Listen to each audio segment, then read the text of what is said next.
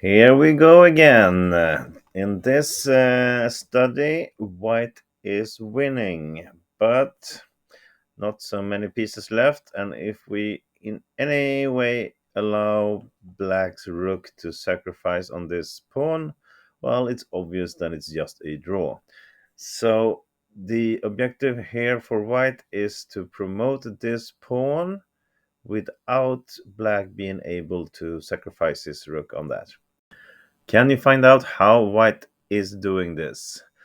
Pause the video now and see if you can find the victory here for white, and I will show you afterwards. All right, we're back. Just some quick things of what's not right. The check from the bishop is totally impossible to do anything after that. It's not needed at all. Black will just move to c2 afterwards and sacrifices rook. So there's no point in doing that unless you want to go back, but of course it's really not moving things forward. So the actual move here is this simple. Just push the pawn forward to c7. That's fairly easy to find, but now it becomes a little bit more tricky. So let's just have a look on black's options here. Of course, these two squares are covered by white's bishop, so we cannot go to any of them, which is good. Rook g5 is not good. White will simply play king d6, and when the next check comes, we will put our bishop in between and check, which means we will take a promotion to a queen in the next move. So rook g5 is not doing any good. So the only possible move for black to defend here is actually rook e2. And it's now we are supposed to find the tricky moves here for white, because now it becomes a little bit harder. So if you want to pause the video again and see how white continues from here, go ahead. All right, here we go. And this will become clear when we see the moves.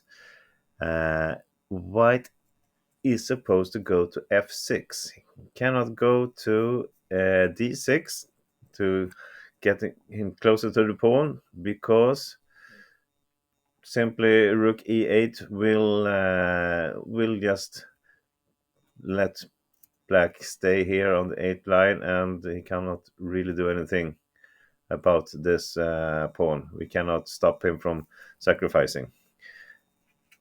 So we have to go to f6, and you will see why. Okay, so now have a look again. We have to stop this pawn.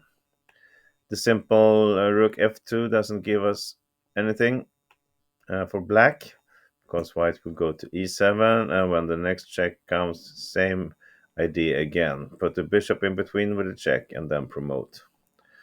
So after king f6, black plays rook e8.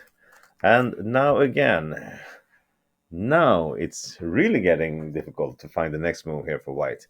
It's a beautiful move. See if you can find it. Pause the video if you need.